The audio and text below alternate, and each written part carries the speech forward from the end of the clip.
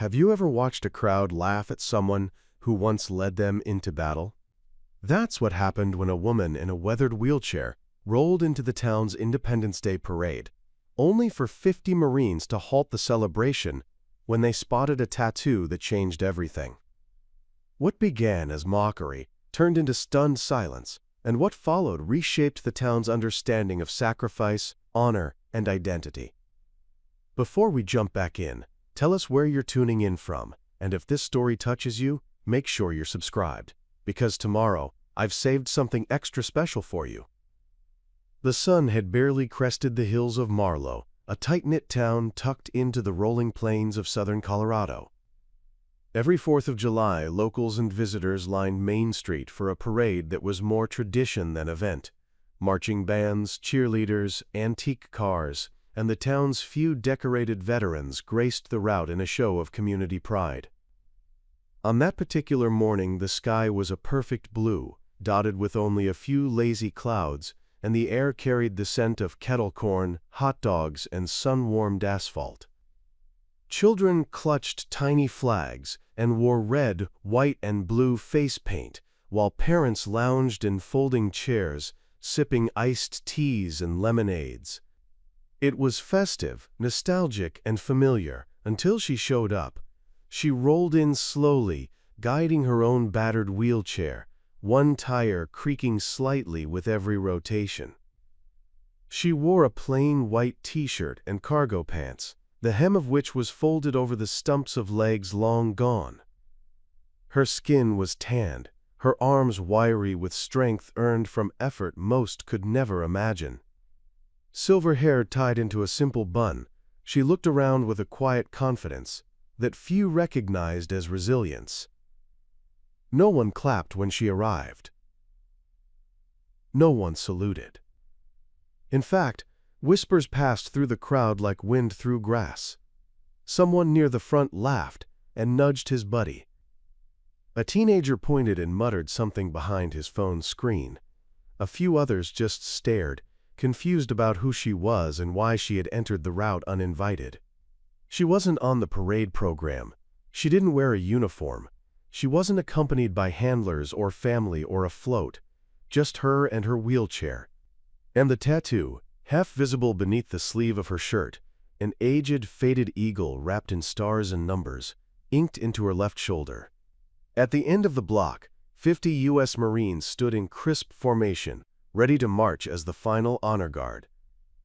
They had arrived from Camp Redding 2 days earlier, a mix of active duty personnel and retired veterans who returned every year to represent the state's proud military history. Most were large, imposing men, muscular, stoic, focused. Some were younger, fresh out of training. Others bore the scars of older wars, though their eyes still held the fire of duty. As the woman rolled past the 3rd block of Main Street, her slow, unbothered pace continued, despite the murmurs, the occasional snort of laughter, and the turned heads. She didn't wave, she didn't smile. She just moved forward, sun reflecting off her metal chair and catching the eye of someone unexpected.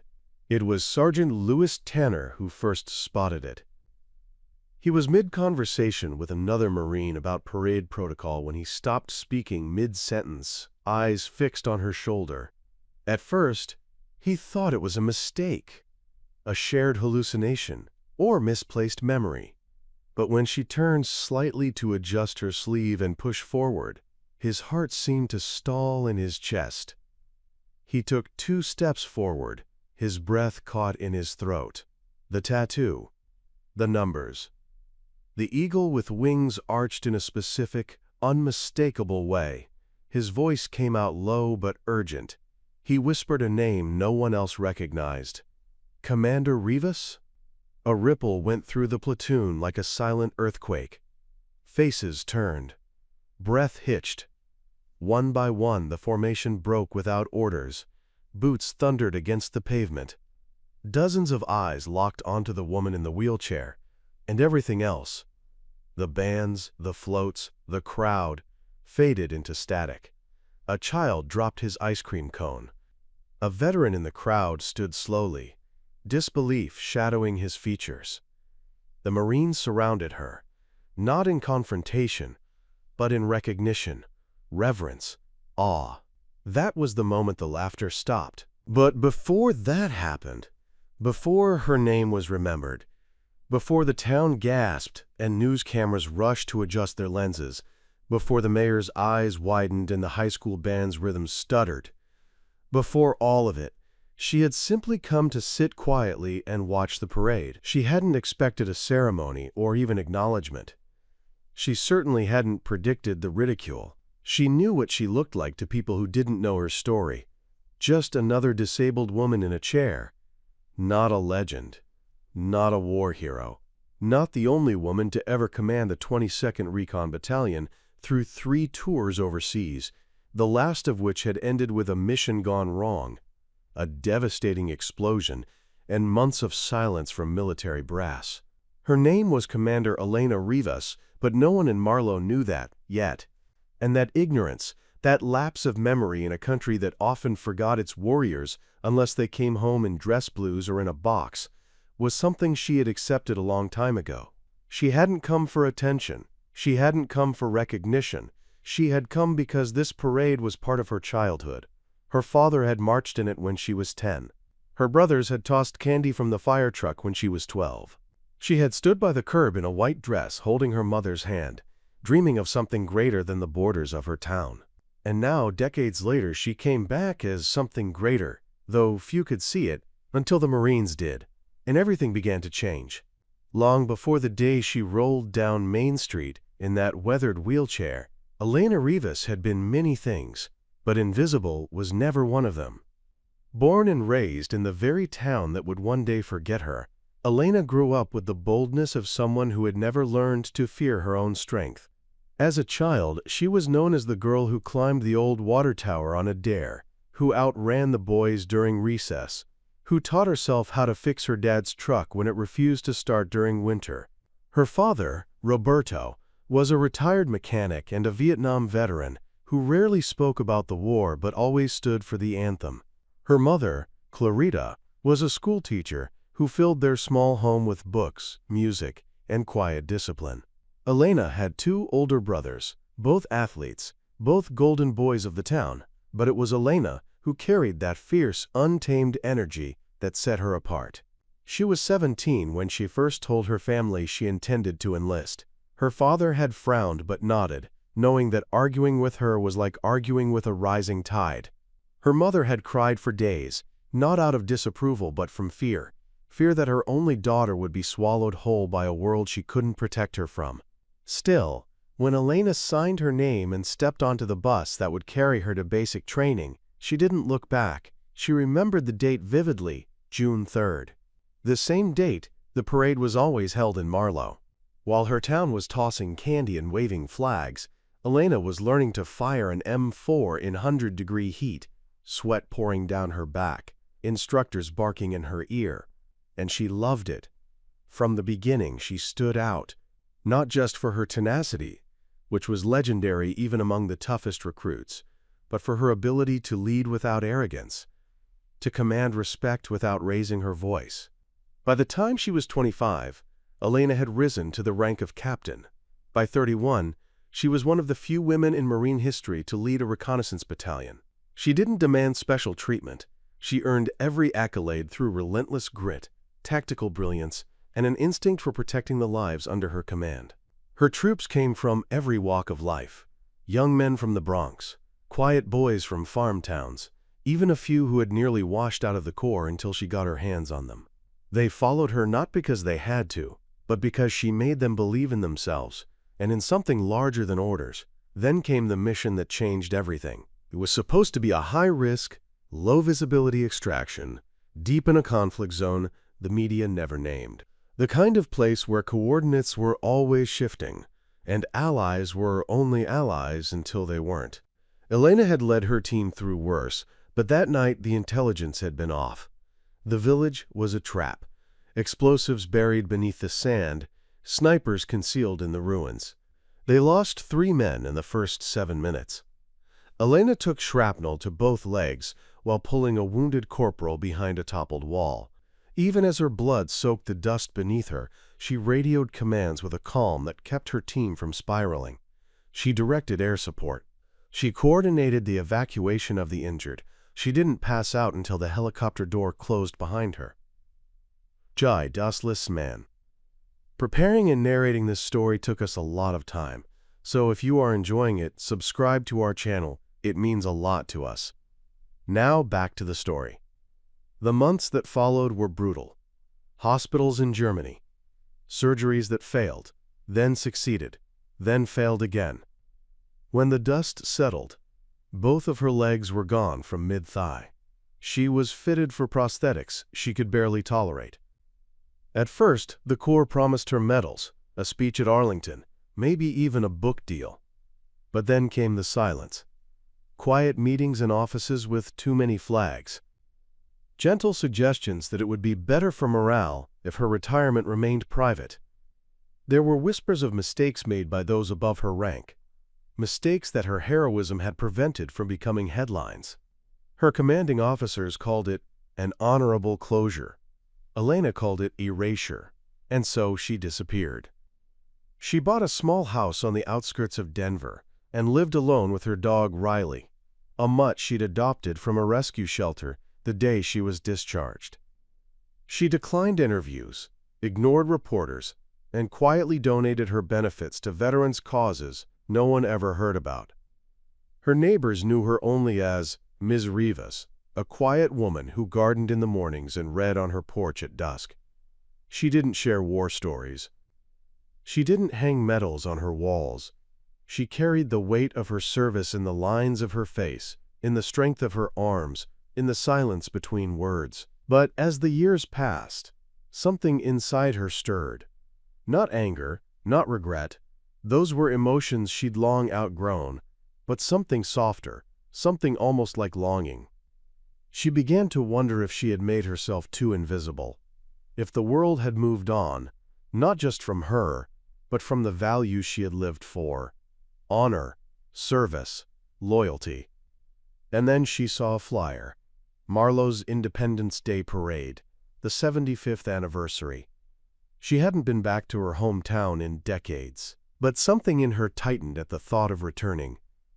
Not to make a statement, not to be seen, just to remember who she had been before the world became complicated. So she cleaned up her old wheelchair. She wore the same cargo pants she had been given during her final deployment, and a plain shirt to cover the faded tattoo that had once marked her as the leader of the 22nd. She didn't call ahead, didn't tell a soul. She just arrived on parade day, early, with the sun still hiding behind the hills. No fanfare, no escort. Just a woman, a chair, and the memory of who she used to be. A crowd didn't recognize her. How could they? She wasn't the same girl who climbed the water tower or beat the boys at football. Time and pain had reshaped her into something quieter, sturdier. But her story wasn't over. And just ahead, 50 Marines stood waiting, unknowing, unaware, that they were about to salute the woman who had once led them through hell and brought them home. Marlowe had changed in the years since Elena Rivas last walked its cracked sidewalks and tree-lined streets. The old barber shop where she got her first haircut had been replaced by a vape lounge. The diner where she'd worked weekends in high school was now a boutique coffee shop with Wi-Fi and oat milk. Even the town square, once paved in uneven bricks and flanked by modest storefronts, had been repainted and repurposed, with benches made of recycled plastic and a digital screen that showed town announcements. Yet beneath the facelift, some things remained unchanged. The smell of mesquite from the local barbecue pit, the way the church bell rang out every hour, and the lingering small-town rhythm where everyone knew everyone's business, unless that business had been quietly buried. Elena had expected a kind of emotional collision the moment she crossed the threshold of her past, but instead, she felt strangely numb. Perhaps it was the years of practice, the habit of compartmentalizing every emotion into boxes sealed tight for survival. Or maybe it was the look of polite distance she noticed from strangers who didn't recognize her, who saw only a woman in a chair. one of many they could assign whatever story they pleased to. As she rolled toward the edges of the parade route, she passed faces she didn't recognize, or perhaps didn't want to. Time blurred things, names faded, places lost their edges. And though the crowd buzzed with energy and anticipation, Elena felt like she was watching the world through a pane of glass, close but untouchable. She stationed herself near the back of the route, close to the final turn, where the color guard would close the parade. It wasn't intentional. She didn't want to draw attention to herself, and the idea of rolling alongside floats filled with waving teenagers and pageant winners felt disrespectful to them and to her. So she waited quietly in the shade of a half-dying maple tree, away from the cameras, the announcer's microphone, the cheerleaders in their glittered uniforms. Her tattoo itched under her shirt sleeve. It always did on hot days, a phantom sensation tied to memories her body had not forgotten, even if others had. The parade began with its usual charm. A police cruiser with sirens flashing led the way, followed by the high school marching band, their brass notes ringing through the warm July air. Elementary school kids in matching t-shirts tossed candy to the crowd from the back of a flatbed truck. The volunteer fire department rolled past in polished engines, waving to elderly women who clapped enthusiastically. Then came the civic groups, local charities, a vintage tractor club. It was all perfectly curated, wholesome, and utterly unremarkable. To the average spectator, it was a celebration of American spirit, of hometown pride. But to Elena it felt strangely distant, like she was a tourist, visiting a museum version of her own childhood. At some point, a group of younger onlookers began to take notice of her.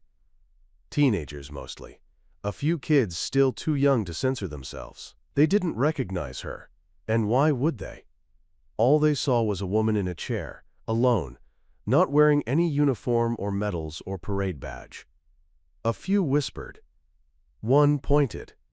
Another stifled laughter when she tried to adjust the wheel with her elbow. Elena heard them, every word, every giggle. She didn't flinch. Years in combat zones had trained her to let noise slide off like rain. Still, the sting was there. Not because of what they said, but because it came from a place of ignorance. A gap between generations so wide it seemed unbridgeable. She looked straight ahead, and focused on the far end of the road where the Marines would eventually emerge. That was what she had come to see, though she hadn't admitted it to herself until now. The 22nd had always closed the parade whenever they were in town. She hadn't seen them in years, but she kept tabs on them through quiet channels. Knew that some of her old unit had re-enlisted. Knew that some had retired, married, moved on. Knew that some hadn't made it past 30. The Corps didn't send Christmas cards for the fallen. It left memories and scars and a silence that filled empty rooms. And then they appeared. Amai sholase, mediava gitan sholasahe. The first glint of sunlight off a polished boot, the steady cadence of synchronized steps, 50 Marines in desert camo and sharp formation, the front row carrying flags, American Marine Corps, POW MIA. As they rounded the corner, something inside Elena stirred. Not pride, not sadness, something harder to define, a mixture of familiarity and distance, like hearing an old song you once danced to before your legs betrayed you. The crowd erupted in applause as the Marines came into full view. Parents lifted their children for a better look, flags waved, phones recorded. But none of that mattered when Sergeant Tanner, third from the front, spotted her beneath the tree. At first he hesitated, his eyes locked on the worn metal of her chair, then slid up to her face, which had aged but remained unmistakable to anyone who'd followed her through chaos. And then he saw it. The tattoo. It wasn't just any ink. It was the battalion insignia of the 22nd Recon, custom designed under her command, featuring an eagle mid-flight with a lightning bolt clutched in its talons and coordinates etched beneath it. Coordinates that pointed to the site of their most infamous mission. No one else wore that ink. It wasn't in the record books. It was a silent bond between those who had survived what should have killed them. Tanner broke formation without hesitation. his boots striking pavement as he veered off the parade route and strode toward her. For a second, the crowd thought it was a mistake, a disruption. The mayor frowned. The announcer fell silent. But when he reached her and dropped to one knee, saluting with solemn precision, silence rippled across the onlookers like a wave. One by one, the Marines followed. Formation dissolved into reverence. A full platoon turned its back on the parade's pomp to honor the forgotten commander who had once led them through hell. In that moment, Marlowe remembered, and Elena Rivas, once erased, became visible again. The air in Marlowe stood still, as if the entire town had inhaled and forgotten how to breathe. The cheering halted, flags hung half-waved in stunned hands, and even the brass band lost its rhythm. No one could look away from the sight of 50 uniformed Marines abandoning their polished parade formation to gather around a woman in a wheelchair. An image so arresting, so impossible, that for a few seconds it didn't feel real. Commander Elena Rivas sat motionless beneath the worn maple tree, the creaking branches above her now casting long, dappled shadows on the concrete as the midday sun reached its peak. Her eyes flickered not with shock, but with a calm that came from having seen far more dangerous and defining moments. She had not asked for this. She had not planned for this. And yet, she met their salutes without flinching, a quiet storm behind tired eyes. Sergeant Tanner remained kneeling, eyes fixed on hers, and the silence stretched. He was not a man easily shaken, yet, in her presence he looked reverent, as though in front of something sacred.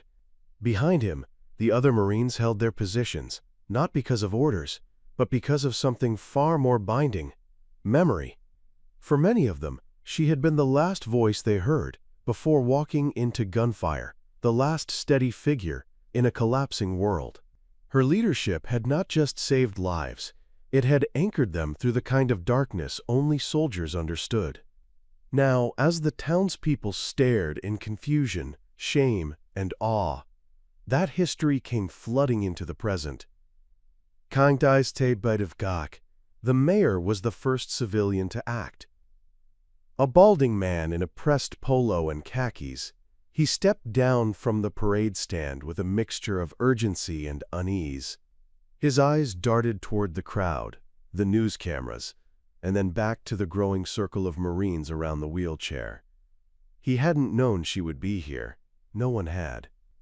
And the realization that the town had let this happen, that someone of such stature had arrived unannounced, uncelebrated, even ridiculed, settled in his gut like a stone. He approached hesitantly, nodding at the uniformed men who now formed a quiet perimeter of respect, but he stopped short of speaking. What could he say? No plaque, no proclamation, no hastily offered apology could erase the years of erasure or undo the whispers that had accompanied her quiet entrance into the parade. Instead, he stood awkwardly, hat in hand, as the moment unfolded without him. The cameras finally swung their focus from the floats and candy tossers to the gathering under the tree. A local news reporter, microphone in hand, whispered into the earpiece feeding her producer. She didn't know the full story yet, but the visuals were too powerful to ignore. A woman in a chair, ringed by kneeling Marines, a tattoo now clearly visible where her sleeve had been gently pulled aside by the wind. The lens zoomed in on the ink, and somewhere in a newsroom miles away, an intern began searching the military registry. Meanwhile, the crowd began to shift. Those who had chuckled quietly before now looked down at their shoes. The teenagers who had mocked her earlier stood frozen, their amusement replaced with a creeping, uncomfortable realization. An older man in a Vietnam vet cap slowly approached from the sidelines, his gait labored, his cane tapping against the curb. He reached the edge of the circle and saluted, stiff, but with unmistakable sincerity. Elena nodded to him once, a quiet gesture that spoke volumes. It was a moment layered with complexity, honor, regret, humility, and truth, all colliding in the same patch of concrete. And yet, through it all, Elena did not speak. She let the silence do the work, let the presence of those who remembered carry the weight of what she had never demanded. Her life had been built on restraint, on enduring storms without complaint, on leading when no one else would. The woman who had coordinated extractions with both legs shattered, who had steadied men crying over their fallen brothers, who had stitched her own arm during a communications blackout in enemy territory, had never once asked to be celebrated. But this moment of unscripted acknowledgement was the kind of recognition that came not from medals or press releases, but from truth rising through the cracks of forgetfulness. Finally, Sergeant Tanner stood. He was younger than her by a decade, but his voice trembled slightly when he addressed her, just loud enough for the Marines to hear. He didn't recite a speech, he simply said, "We didn't forget you, ma'am." And in that brief sentence, 1,000 unspoken memories passed between them, of nights in foreign deserts, of whispered commands under moonlight, of faces now gone, and of a loyalty that distance and time could never dissolve. Elena allowed herself the faintest nod. She hadn't cried during the parade, during the recognition, or even during the laughter. But at those words, something behind her stern composure flickered. Not weakness, no, never weakness, but perhaps the soft sting of long-buried gratitude. It was one thing to be remembered. It was another to be remembered rightly.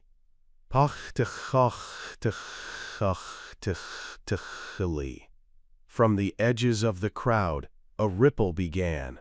Applause. Not the casual, rhythmic clapping that follows a successful float or a baton twirl, but something slower, rising from the gut, from understanding. People who had watched from the sidelines began to stand. An old woman clutched her heart. A young mother lifted her toddler onto her shoulders, whispering words the child would not yet understand. The mayor cleared his throat, still uncertain of his place in the moment, and took a step forward to say something, but paused. It wasn't his time. The voice that needed to be heard wasn't his. Still, Elena remained quiet, because some legacies speak for themselves. The ritual of silence eventually gave way to the inevitable rhythm of the parade continuing, though the mood had unmistakably changed. The color guard resumed its place at the rear, the Marines reforming their line with a reverence that hadn't been there before. Yet the energy in the air was no longer festive. It was reflective, heavier, as if the crowd had collectively stepped into a deeper understanding of what the day was truly meant to commemorate. As the remaining participants passed by, a local youth choir, a float from the Rotary Club, and a final row of antique convertibles, the applause they received felt more subdued, almost reverent, as if the town was still recalibrating its conscience. Commander Elena Rivas remained beneath the tree, her wheelchair angled slightly now, to follow the movements of the Marines who had returned to formation, each one casting a final glance back at her before disappearing around the bend. She didn't follow them. She didn't need to. She had seen what she came to see, and what she hadn't expected to see at all. Later that afternoon, long after the floats were parked, the confetti swept into gutters, and the townspeople scattered back to cookouts and backyard games. Elena remained. She watched the crowds dissolve, her eyes observing but not engaging. Some approached her hesitantly, strangers, former classmates, a few teachers from the old school who had aged beyond her memory of them, but she offered only brief nods or faint smiles in return. She wasn't angry. She simply wasn't here for them. This town had once shaped her, but had long ago moved on without her, forgetting the child it once raised, the soldier it had unknowingly birthed. She bore it, not with bitterness, but with that same silent endurance that had carried her through war zones more brutal than this quiet kind of neglect. What most of the crowd didn't understand, what even the Marines hadn't yet fully realized, was that this wasn't a one-time moment of disrespect or a fluke in civic memory. It was a pattern. A ritual, almost. People like Elena, who quietly lived through the unimaginable, returned home not to parades but to obscurity. Unless their stories were wrapped in the tidy bows of biography specials or best-selling books, they faded from view. Elena had walked this path for years. She had sat in waiting rooms while civilians talked over her, assuming her scars came from a car accident. She had listened to young men speak with bravado about war, unaware that the woman beside them had once commanded 30 troops under mortar fire. She had been introduced at gatherings as a veteran in passing, while others monopolized conversation with stories of office politics and investment portfolios. And each time she let it slide. Because for her, the duty hadn't ended when the mission did. It extended into the quiet places, into carrying the weight without demanding to be seen. The ritual of erasure had become familiar, but today had cracked that pattern. She thought back to the corporal who had nearly bled out in her arms, the one whose wife had written Elena a letter of gratitude a year later. She remembered the private who had disobeyed a direct order to stay behind, only to save a fellow Marine's life in the ambush that cost Elena her legs. She thought of their voices, their stories, and how each one now lived stitched into her silence. That silence had been her ritual, but the parade had broken it. Not through speeches or ceremonies, but through a single gesture, a soldier kneeling before his commander, reminding everyone who she was. In the following days, something shifted in Marlowe. Whispers turned into questions. Questions into conversations. People who had once dismissed the figure in the wheelchair began to revisit their assumptions. At the local diner, old men who used to debate sports statistics now mentioned that commander woman between bites of pie. A teacher at the high school assigned a research project on female leaders in combat roles, citing recent local history as inspiration.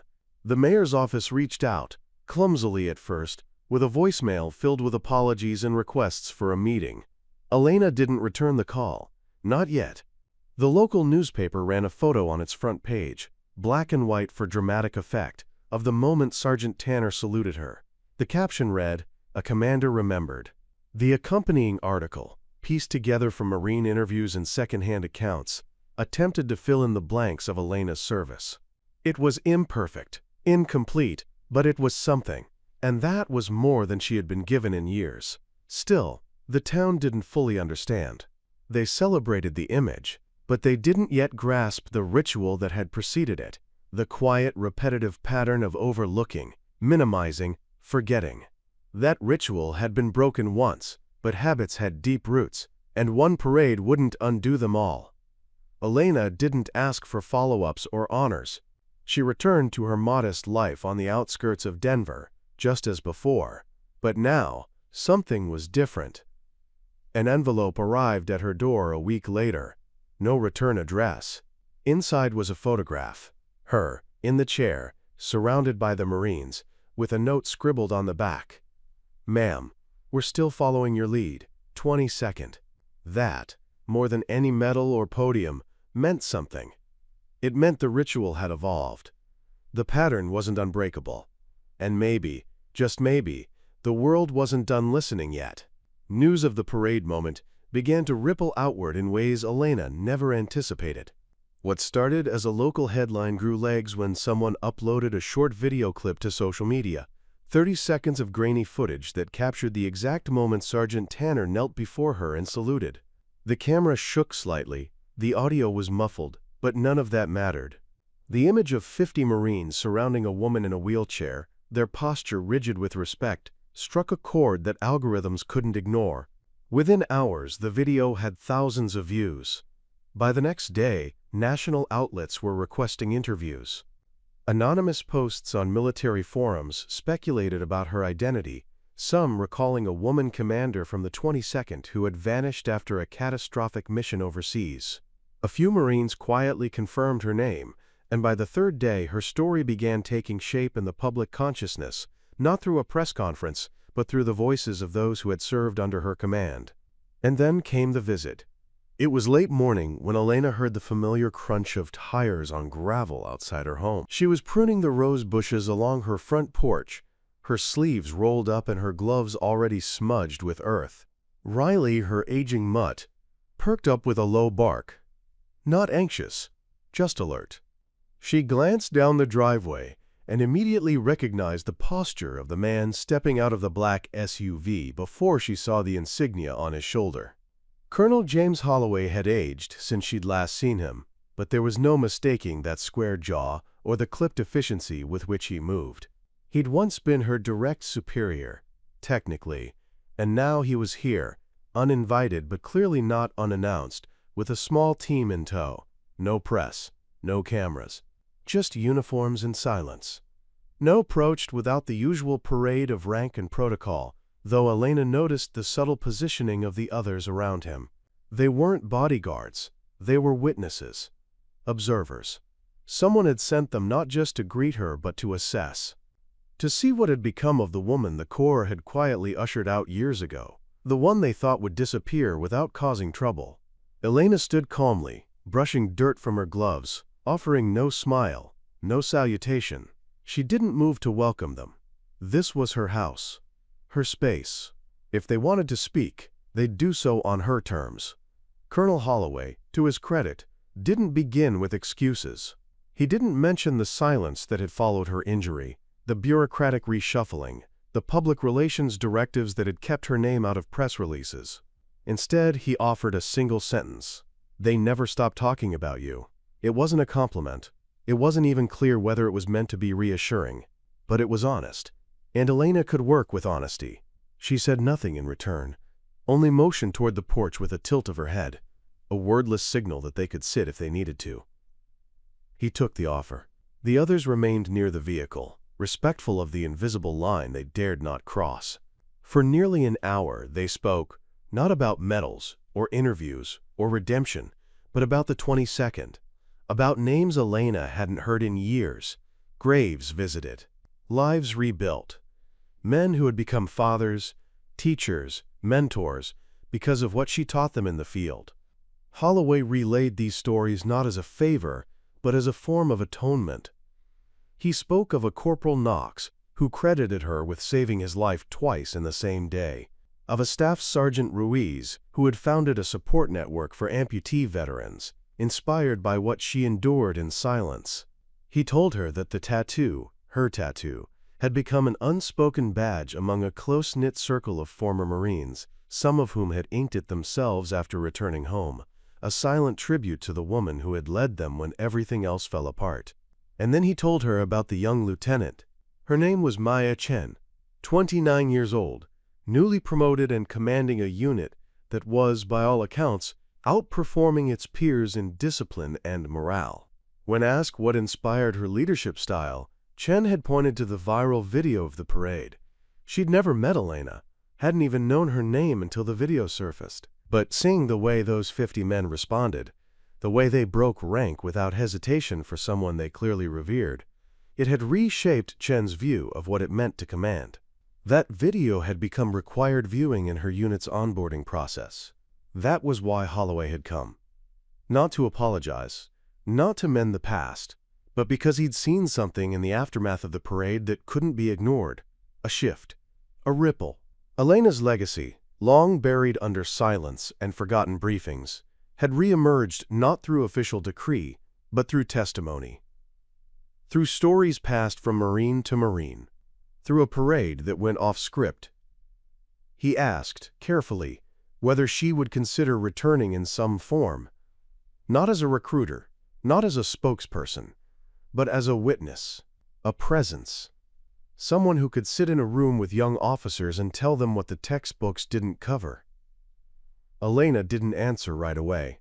She let the weight of the offer settle in the space between them, watching how the colonel's eyes didn't flinch, how he let her take her time.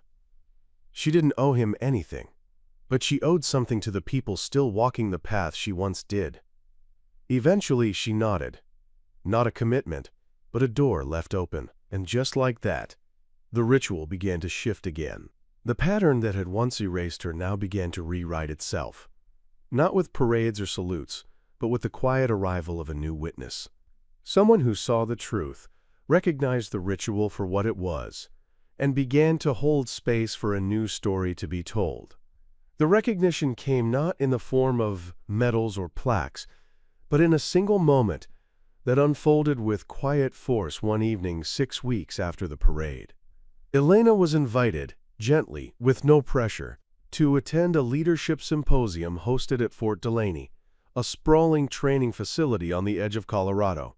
It wasn't the kind of event that made headlines, just a low-profile gathering of mid-career officers and newly commissioned leaders preparing for roles that would shape the next decade of military operations. She arrived unceremoniously, driving herself, her wheelchair folded in the back of her dusty Jeep, and dressed not in formal attire but in a dark blouse and clean cargo pants. She had no interest in making a statement. Her presence was the statement. The lobby was already filling with officers when she wheeled in, the low hum of conversation rising like the static before a storm.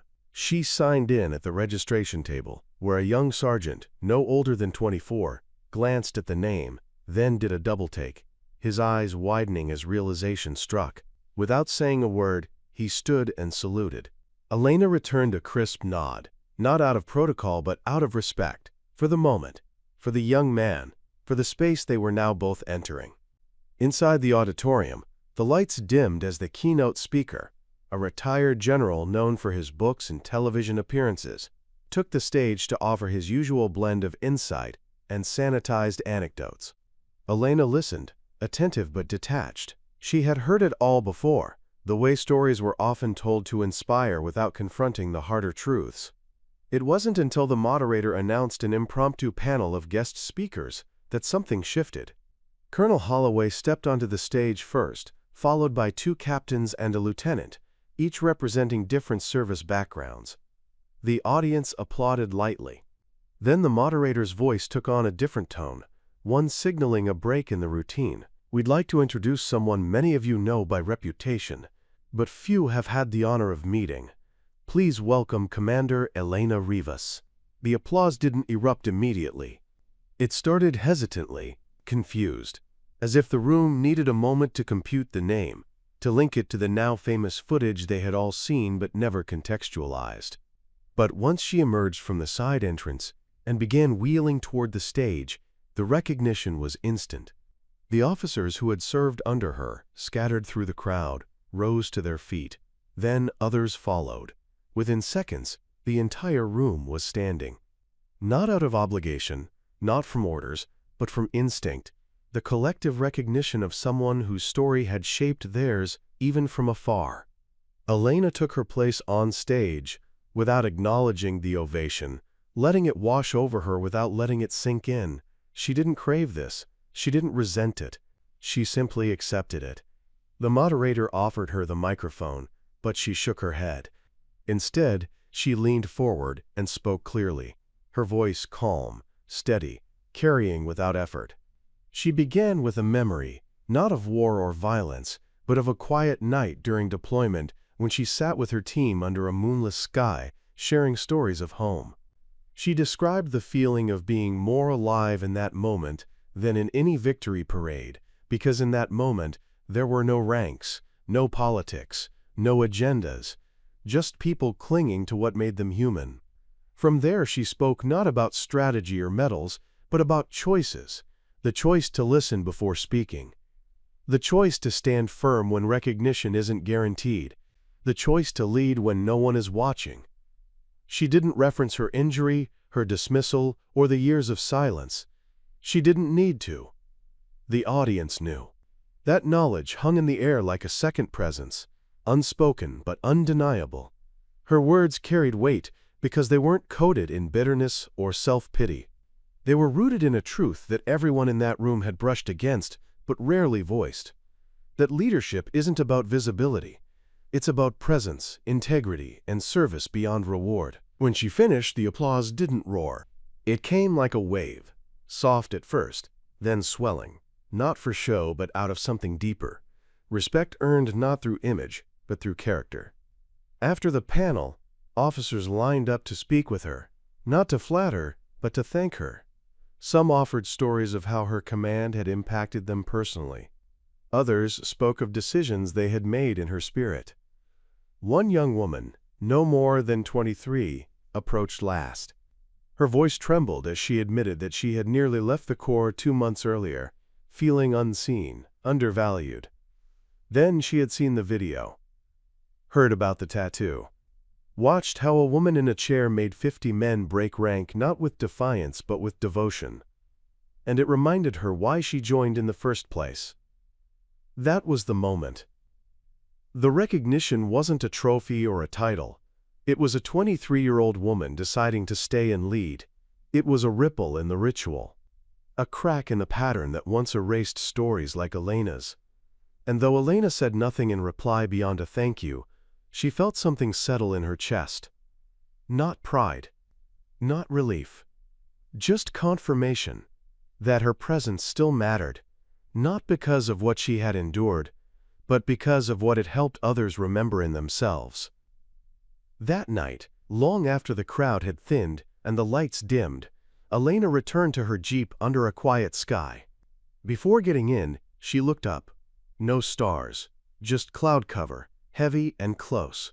And still, she smiled. Because now, for the first time in a long while, she didn't feel alone beneath it. Not everyone received Elena's resurgence with silent reverence. For every young officer inspired by her words, for every old Marine who called to apologize for the years of distance, there were others who felt the reappearance of her name like a thorn. Especially those who had once decided her silence. The military, like any institution, had its layers of pride and self-preservation. Somewhere in the vaulted offices of past command structures, there were still men, mostly older, mostly retired, who had signed off on the quiet paperwork that edged her out after her injury, citing performance reassignment protocols and, quote, best interest of the unit. They'd counted on her dignity to keep the story quiet, and for years she had let them.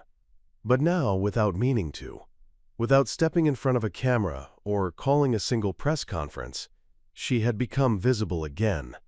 And that visibility unsettled old systems built on forgetting. The breaking point came when a retired brigadier general, one of the architects of her early discharge, published a blog post attempting to clarify the historical record. It was stiffly written, heavy with passive voice and bureaucratic jargon, stating that while Commander Rivas had served honorably, her departure from active duty had been mutually agreed upon, and any allegations of institutional oversight were misunderstandings amplified by viral storytelling. It might have worked in another era, but not in this one. Nicholas parked a booth. The post backfired almost immediately. Veterans groups that had once remained apolitical began sharing it with scathing commentary.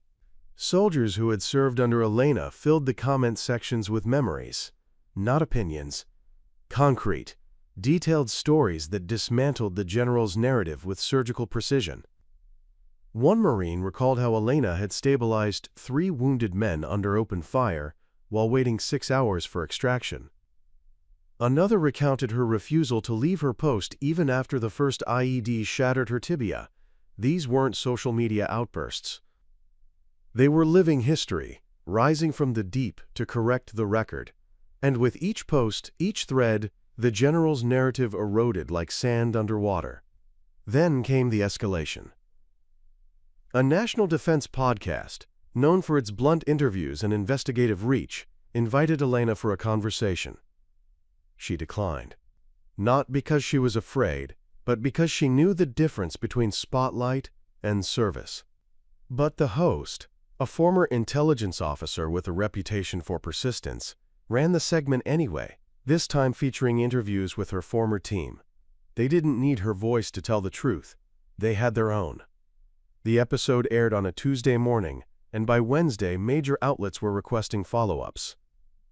One reporter uncovered that her forced reassignment was quietly signed during a period when the Corps faced scrutiny for mishandling injuries among female officers. The documents, long buried, confirmed what Elena had always known. She had been quietly discarded to avoid complications, labeled a liability not because of her capabilities, but because of what her presence reminded them, that strength could look different, quieter, fiercer. In the face of this challenge, the institution reacted as it always had, doubling down. A statement was released from the department, carefully crafted and hollow. It spoke of appreciation and policy, of the evolving role of women in leadership, without naming her once. But this time, the world wasn't looking for statements. It was watching the woman in the chair who had said nothing while the world argued over her. Elena had not fired back. She had not issued any counter-opinions or opened her wounds for public consumption. She simply continued to attend quiet gatherings, mentor young leaders, and sit on panels when asked. She returned to the base for another closed-door session with female cadets. She reviewed tactical training exercises and offered calm, pointed feedback. No camera crews followed her. No headlines tracked her movements. And yet, her influence spread like water through cracked stone, silent, unstoppable. But for the men who once tried to erase her, silence wasn't enough. Her composure unsettled them. Her refusal to fight on their terms made her impossible to contain. They began leaning on old networks, old friends in media, retired officers on advisory boards, whispers of revisionist heroism, and emotional propaganda. The backlash was subtle, calculated. Articles appeared questioning whether social media celebrity was an appropriate standard for military legacy. Opinion columns ran thinly veiled criticisms about the cult of personality in modern leadership. They didn't name her directly, but everyone knew. And then came the invitation. She received it by courier, a formal envelope with a heavy seal and crisp lettering inviting her to the Capitol for a closed committee session on the treatment of wounded veterans and leadership ethics in the military. It was, for all intents, a trap, a public hearing framed as policy review, but designed to discredit. Elena read the letter in her kitchen while Riley snored beneath the table. She let the weight of it sit there beside her cup of tea, knowing what it meant. If she went, she would be drawn into their arena. If she stayed silent, they would claim she had nothing to say. She picked up the envelope and placed it carefully in a drawer. She would answer, but on her terms. Not as a symbol, not as a pawn in anyone's culture war. She was no one's tool, no one's redemption arc.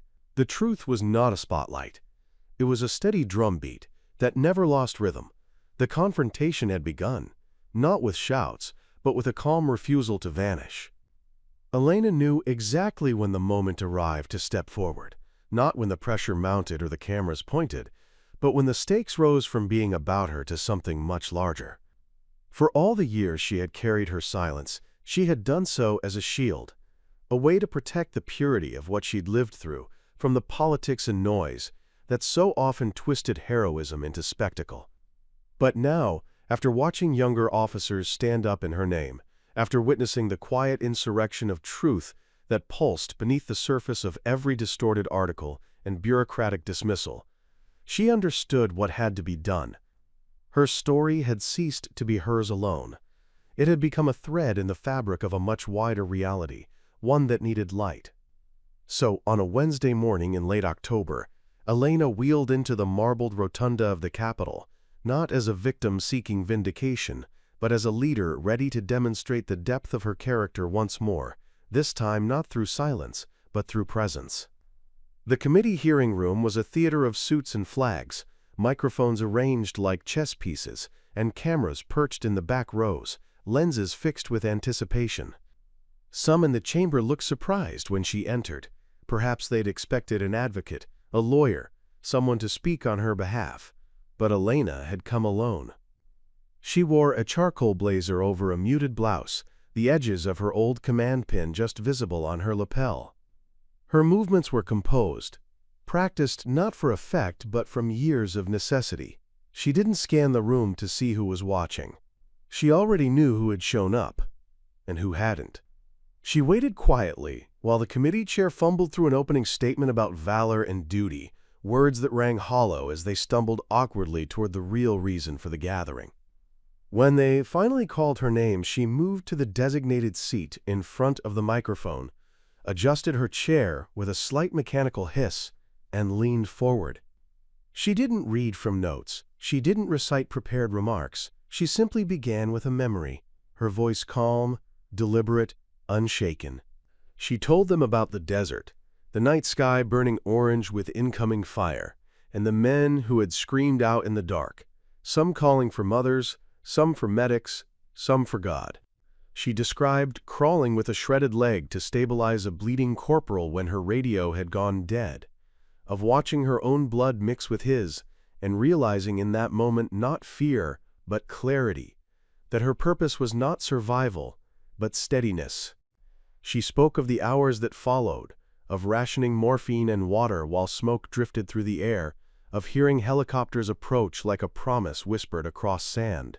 She told them about returning home, about the therapy, the operations, the mornings when the pain was so dense it felt like cement in her lungs. She recounted how, after her final evaluation, a sealed envelope was slid across a desk without eye contact or explanation. Inside, her reassignment and retirement. In light of circumstances, it said, nothing about leadership, nothing about service, just closure, clinical and clean. But Elena didn't raise her voice. She didn't accuse. Instead, she paused and looked each member of the panel in the eye, not to demand justice, but to anchor them in the truth. Her story was not unique.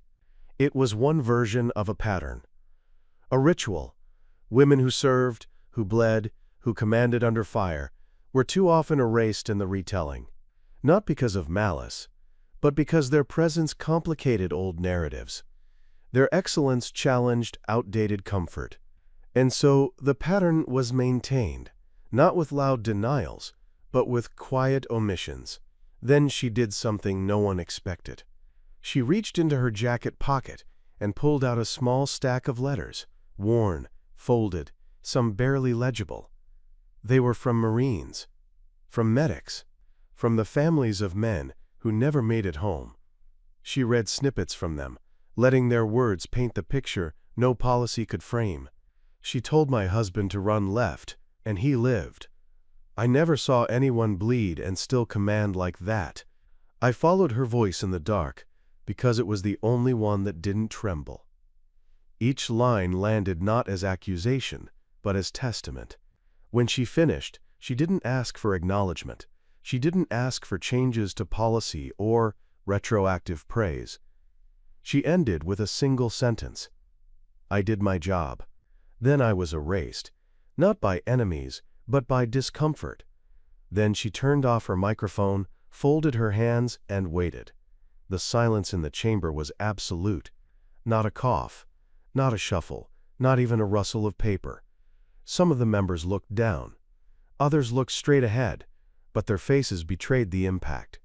One finally cleared his throat, fumbling with his pen, and attempted a follow-up question about training protocol and administrative processes, but his voice wavered under the weight of what had just been said. Elena didn't engage further. She had said what mattered. She had demonstrated once again who she was, not just in the field, not just in battle, but here, in the very halls where decisions were made that shaped the lives of those who served. Her worth had never depended on validation, but now the room knew. The nation watching on live stream knew. The ritual had been broken on their stage, and it was broadcast live. Outside, as she left the building, a small group of Marines stood waiting, not in uniform, not at attention, but present. Some had driven hours, some flew in. None had been invited. They were simply there, because she had been there for them once, and that kind of debt isn't paid in ceremony, it's honored in presence. She passed them quietly, and as she did, they didn't salute, they simply stood. Because no salute could match what she had just done.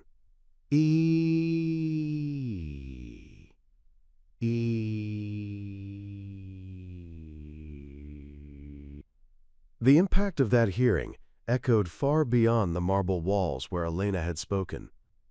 In the hours that followed, the clip of her testimony spread like wildfire across military forums, social media platforms, and news outlets. But what struck people most wasn't just the content of her words, it was the way she delivered them.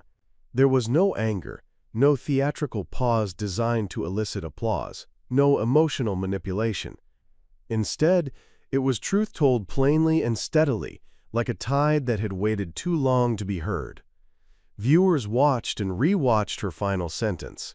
I did my job. Then I was erased, not by enemies, but by discomfort, and found themselves sitting in silence, unsure how to respond. For many veterans, it hit like a gut punch. For military spouses and children, it opened up stories they'd seen in their own homes, but never had language for. And for young women in uniform, still learning how to lead in spaces designed without them in mind, it felt like a lighthouse cutting through decades of fog. By the end of the week, the Department of Defense had issued a new statement. Not a defensive dismissal like before, but one that acknowledged the concerning patterns brought to light by recent testimony from former officers. It stopped short of naming Elena, but it used the term structural oversight in recognition and reintegration. And for those who knew the language of institutions, that was an admission. Quiet, careful, and years too late, but an admission nonetheless. Internal reviews were launched. Archived records from early war years were pulled. And a group of junior officers petitioned for a panel focused specifically on long-term support for wounded female commanders, citing Commander Rivas as a foundational case study. But Elena didn't linger to watch the fallout. She wasn't interested in being a trending topic or a token name in policy drafts. Her phone buzzed with requests for interviews, keynote appearances, book deals, even a docuseries proposal from a major streaming service. She declined them all. Her mission had never been visibility. It had always been truth. And now that the truth had been spoken and heard, she returned to the quiet life that had kept her sane for so long. The mountains outside Denver welcomed her back like old friends. Riley, ever loyal, returned to his nap schedule beside the fireplace. And for the first time in years, her home felt lighter, not because the past had been erased, but because it had finally been seen. Still, there were reminders that things had changed. A week after the hearing, a letter arrived from the Pentagon. This time it wasn't generic or typed in third person.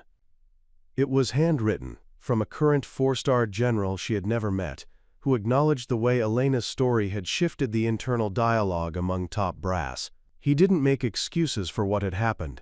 He simply thanked her for enduring, for leading, and for still showing up when it mattered. Enclosed with the letter was a small pin, custom designed and not yet in circulation. It was a new insignia meant to represent adaptive leadership, one that would soon be issued to future officers who completed a new training program inspired, in part, by her field command. Elena stared at it for a long time before placing it in the drawer with the others. It wasn't that she didn't value it, she did, but she had learned long ago not to attach her worth to objects, no matter how well-meaning. Her legacy wasn't pinned to her chest. It was stitched into the lives she'd touched, the choices she'd made when no one was watching. Meanwhile, the Marines who had surrounded her that day in the parade, those 50 who had broken formation out of instinct, not orders, found themselves being contacted, one by one, by military historians and advocacy groups. Their story, long considered a footnote in the day's events, had become a symbol of silent rebellion in favor of integrity. Some gave interviews. Others chose to remain in the background. But they all agreed on one thing. None of it was planned. It had been pure reflex, a reaction born from years of respect and shared memory. They hadn't surrounded her because she was in a wheelchair. They'd surrounded her because she was their commander. One of them, Sergeant Tanner, who had been the first to kneel, was later awarded a commendation for leadership in morale building.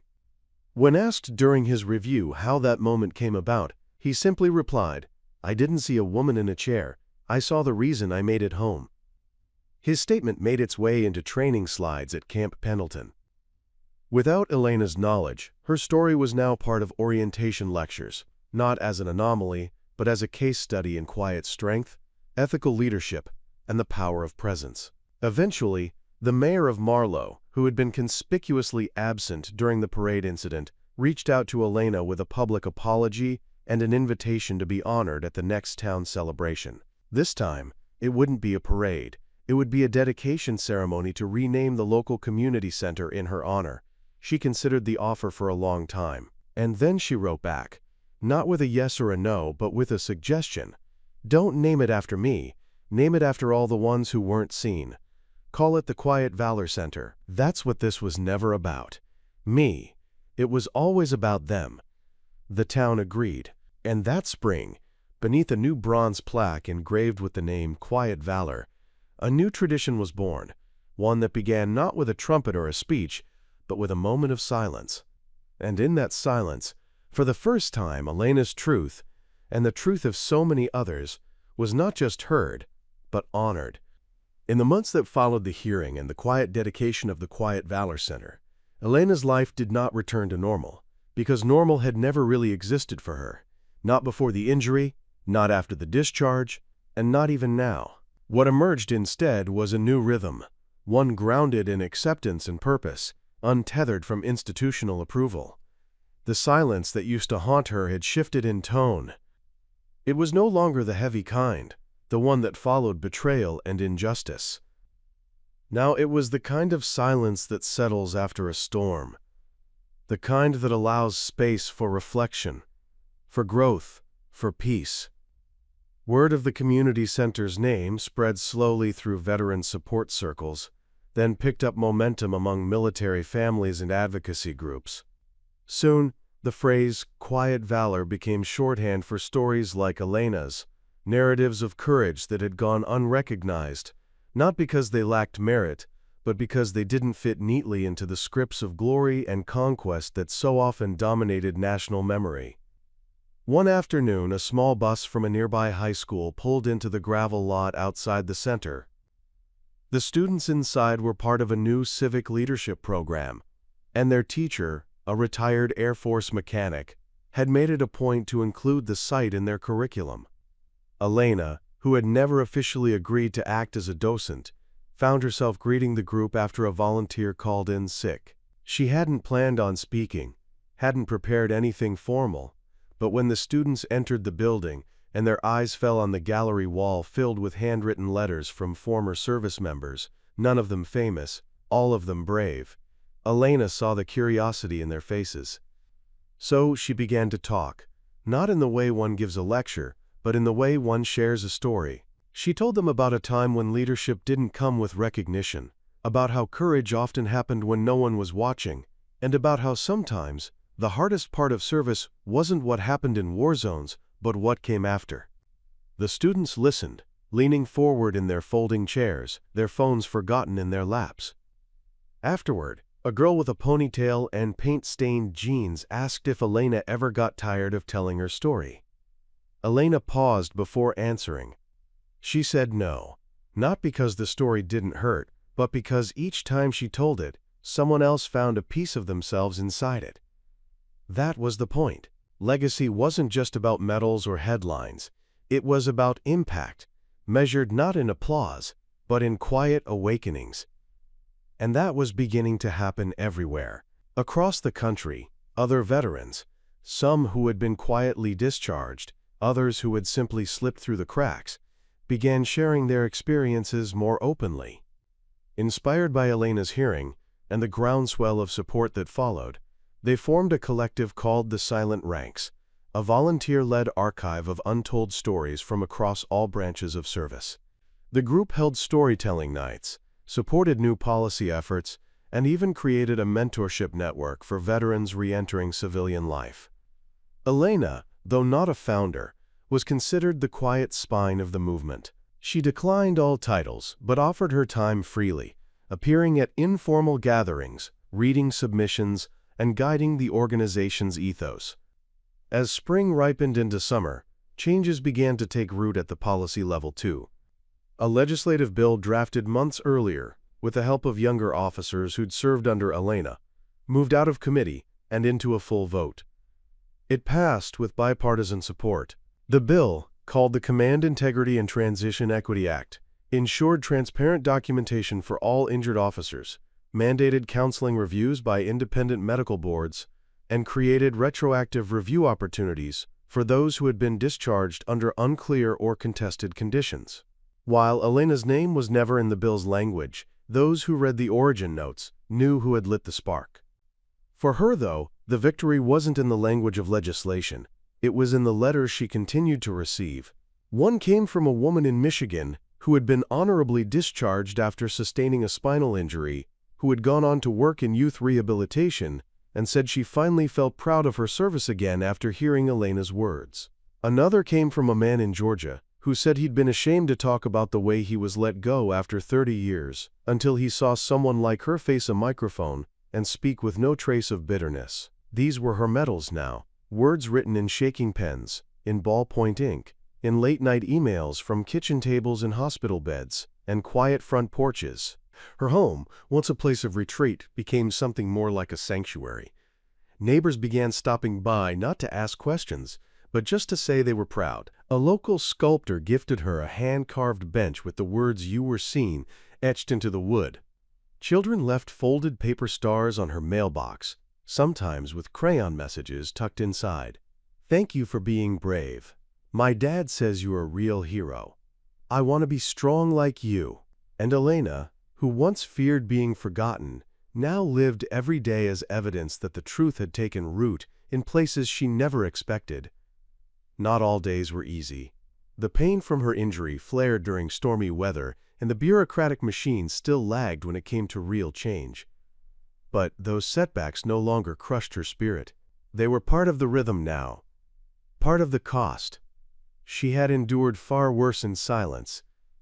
Now she endured with a community, with visibility, with impact. The people who once mocked her from sidewalks during a parade had long faded into irrelevance. What remained were the 50 Marines who had seen her for who she truly was. What remained were the students listening in folding chairs. What remained were the letters tucked into the wall of the quiet Valor Center.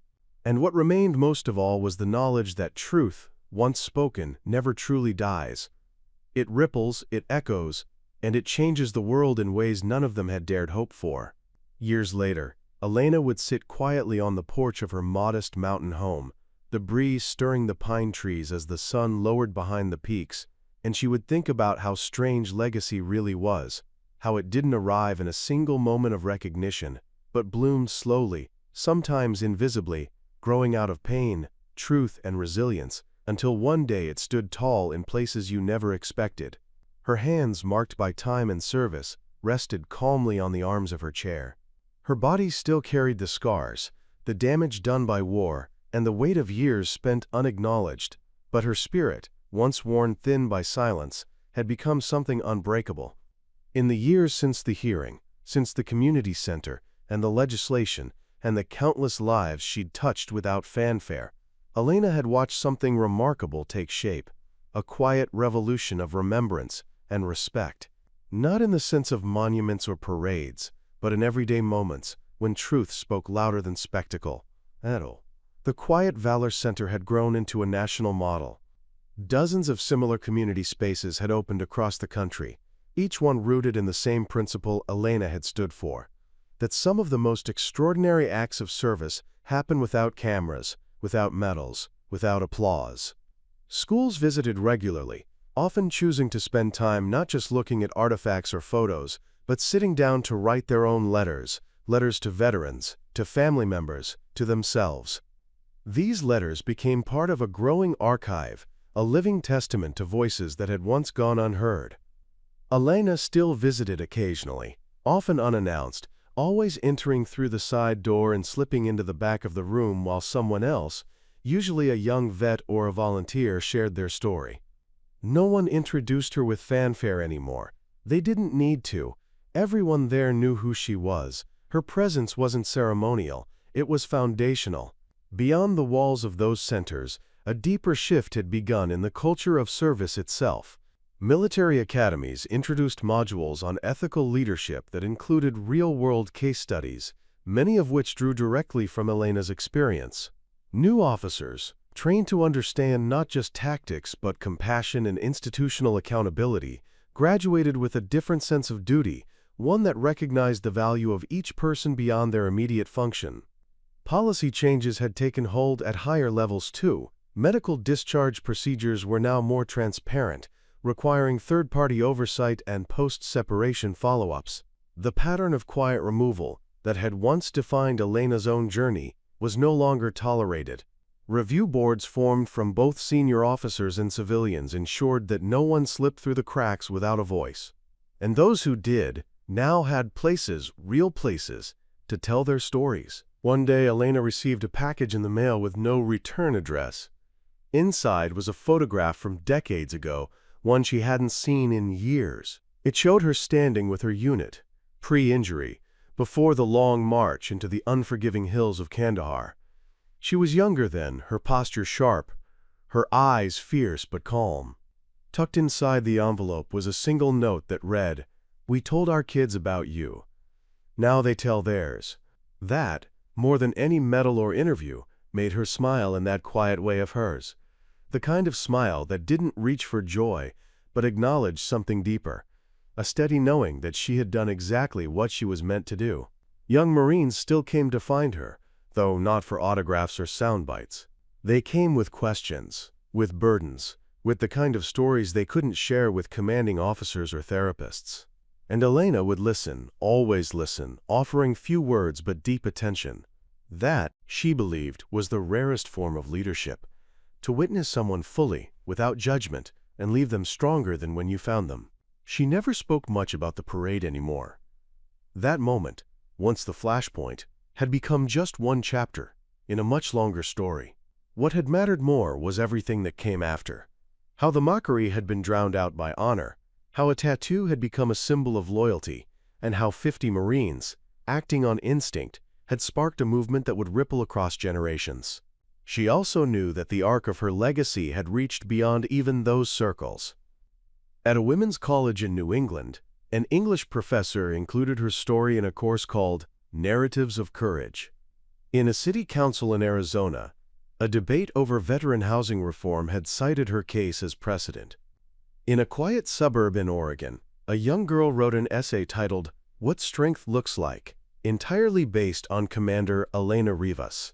These moments came to her like echoes, sometimes shared through letters, sometimes whispered through strangers who had heard her name long after the headlines faded. But she never tried to keep track. That wasn't the point. She had never sought to be remembered. She had only wanted to be seen. And now, everywhere she looked, in the stillness of her mornings, in the voices of young people walking through the halls of the quiet valor centers, in the simple acts of courage happening every day without witness, she felt that she had been. She understood, in the end, that legacy wasn't a trophy or a memorial, it was a seed. And she had planted hers in soil once hardened by doubt and denial. Now it bloomed freely in the hands of those who followed, not to replace her, but to carry the truth forward. She wasn't just a commander anymore. She had become a cornerstone, not of a story about overcoming adversity, but of a world that finally made room for quiet strength to be honored just as boldly as any headline or war cry. By the time the next Memorial Day approached, Elena had long since stepped back from public life.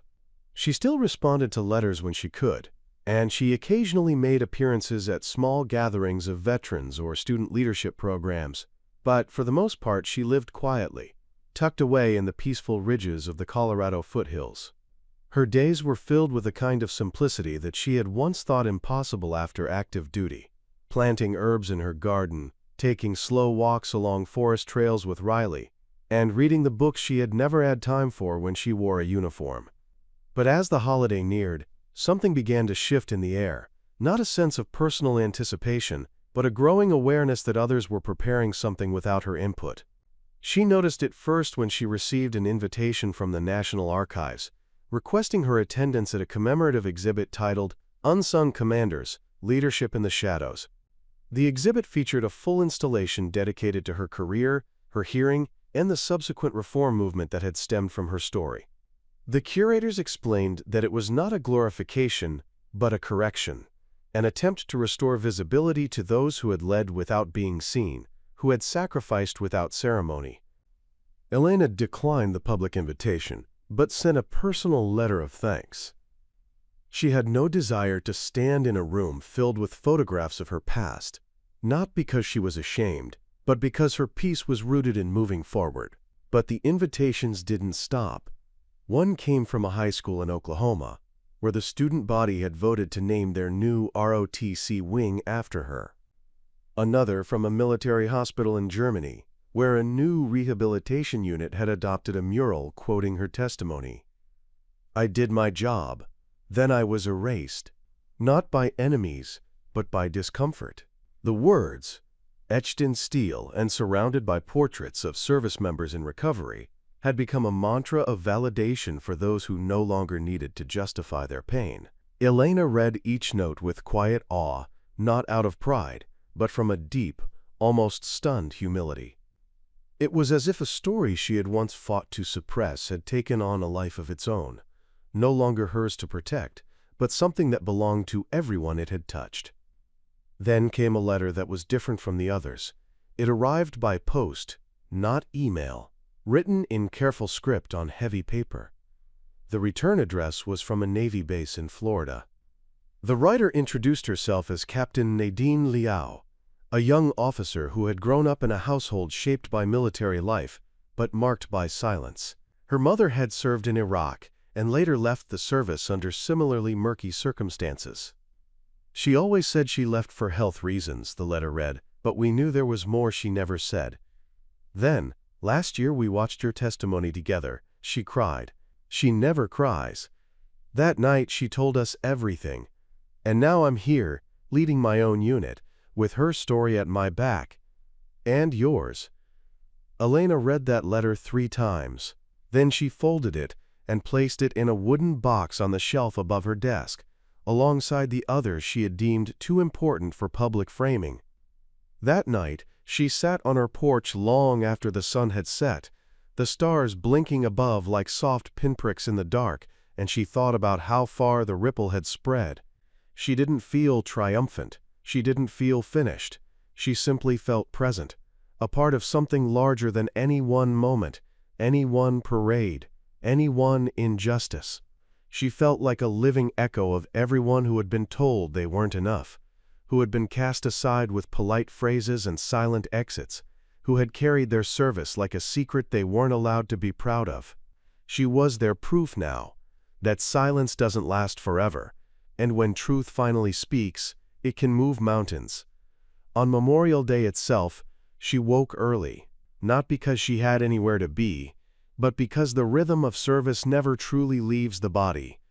She brewed tea and watched the morning mist lift from the ridges. Then, as she stepped outside to place a flag in the small garden bed by her porch, a ritual she did every year, she noticed something strange. At the bottom of the winding gravel path that led up to her home, a group of cars had gathered. Trucks, sedans, a few motorcycles, men and women, some in uniform, most not, were quietly assembling.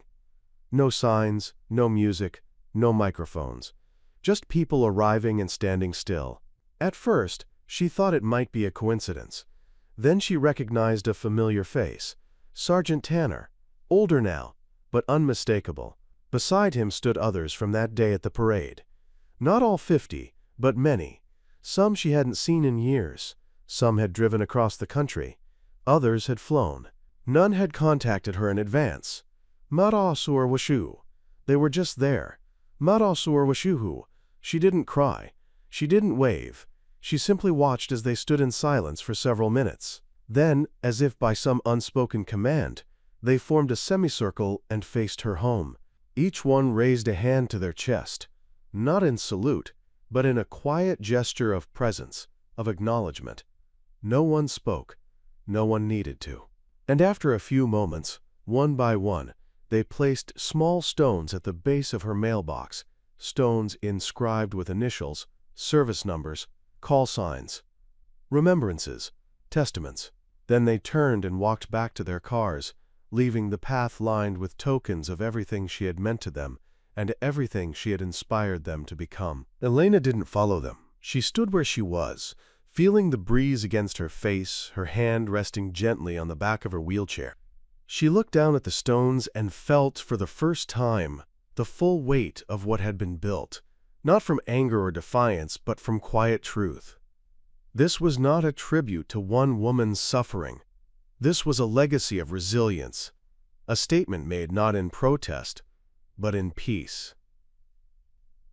Summer in the mountains unfolded like a slow hymn, and for Elena, the days that followed that quiet gathering settled into a rhythm that was equal parts reflection and release. The stones left at the base of her mailbox remained untouched, not because she wanted to preserve them as a display, but because she understood that their purpose wasn't aesthetic, it was sacred. Each one, small and plain on the surface, carried a private message, a whispered thank you, a weight far heavier than its size suggested. Sometimes, in the early morning before the sun rose fully, she would roll her chair down the gravel path and sit quietly beside them, letting the stillness speak louder than any conversation could. No one came to disturb her. No camera crews appeared. The world had moved on in the way that the world always does, turning its attention to new crises, new headlines, new faces. But in that small corner of Colorado, on a sloped piece of land flanked by tall evergreens and humming insects, something eternal had taken root. It wasn't glory. It wasn't recognition. It was legacy. The quiet kind, the durable kind, the kind that doesn't burn fast but lasts forever. One afternoon, Elena received a letter from the Secretary of Defense. It was formal, but unusually personal. The department had finalized plans to create a national repository of testimonial archives from overlooked veterans, and her story, without edits, embellishments, or omissions, would be among the first entries. Not because it was the most dramatic, they explained, but because it had proven to be the most catalytic. A copy of her testimony would be displayed beside a digital timeline of the policies it had helped to shape, and in a small glass case nearby, her old name tag, retrieved from her first deployment gear, would rest alongside a stone from her mailbox. The museum had asked for one, and she had chosen it carefully. She sent one inscribed only with the word "endure." When the curator asked if she'd consider attending the opening ceremony, she politely declined once again. "Let others tell the story now," she replied. "Mine's already been lived." And indeed others were telling it. In classrooms and documentaries, in podcasts and training academies, the story of Commander Elena Rivas was no longer being whispered in side conversations or forwarded in obscure forums. It had become a permanent part of how service was understood. Military writers referred to the Rivas pivot when discussing the shift from performance-based recognition to values-based leadership. Young officers cited her hearing when arguing for the inclusion of emotional intelligence in command training. And most importantly, the culture had begun to absorb the lesson that recognition should not depend on appearance or public ease, but on quiet proof of character. It wasn't about rewriting history to center her. It was about widening history so that stories like hers had space to breathe. This evolution, slow and quiet, was exactly what she had hoped for when she first stepped up to that microphone all those years ago. Not revolution, but restoration. Elena still carried the pain in her body, the remnants of war that had never left. There were days when she couldn't move without assistance, and others when the very act of breathing felt like dragging steel through her chest. But her mind remained sharp, and her spirit calm. She had stopped measuring her life in terms of productivity or contribution. She had long ago earned the right to simply exist. Still, there were moments, unexpected and unscheduled, when the echoes of the past came back. Once, while shopping at a local market, she noticed a young woman hesitating in front of the produce stand, holding a bag of oranges and blinking fast. Elena didn't recognize her at first, but the woman stepped closer and softly said, "You saved my uncle. He was in your unit." Elena said nothing, just held her gaze and gave a single understanding nod. The woman smiled, wiped her eyes, and moved on. These encounters were rare, but they always stirred something deep in Elena's chest, a reminder that the work she had done wasn't just tactical or strategic, it was human. It had rippled far beyond the battlefield. Later that year, on Veterans Day, A small group of civilians organized an informal gathering at the Quiet Valor Center. It wasn't a large ceremony. No speeches, no photographers, no stage. Just people coming together to honor stories like hers. Children drew chalk hearts on the sidewalk. Teens read letters from archives aloud. Older veterans sat in folding chairs, hands clasped, eyes misty. Elena attended quietly, sitting at the back. Just another participant in a movement she had helped shape but never tried to control. A little boy wandered up to her, no older than 6, and handed her a drawing of a superhero in a wheelchair. "This is you," he said, before running off to join his sister. Elena looked at the drawing, her heart tightening in her chest. It wasn't the image that struck her.